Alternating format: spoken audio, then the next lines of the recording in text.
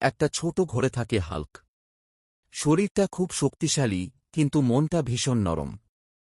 তার মা অনেক দিন ধরে অসুস্থ, বিছানা ছেড়ে উঠতে পারেন না।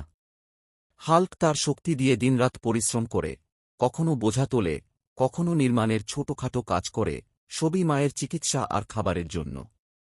সকালে হাল্ক নিজ হাতে মাকে ওষুধ খাওয়ায়, দুপুরে রান্না করে, আর রাতে মায়ের পাশে বসে থাকে। সবাই তাকে শুধু শক্তিশালী হিসেবেই দেখে, কিন্তু কেউ জানে না তার মনের ভেতরের কষ্ট। একদিন কাজ করতে গিয়ে হাল্ক খুব ক্লান্ত হয়ে পড়ে।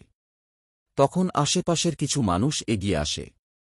কেউ তাকে পানি দেয়, কেউ ওষুধ এনে দেয়। হাল্ক তখন লাজুক কণ্ঠে তার মায়ের কথা বলে। সেদিন থেকে লোকজন হাল্ক আর তার মায়ের পাশে দাঁড়ায়। হাল্ক বুঝতে পারে, শক্তি শুধু শরীরেই নয়, মানুষের ভালোবাসা আর সহানুভূতিতেই আসল শক্তি।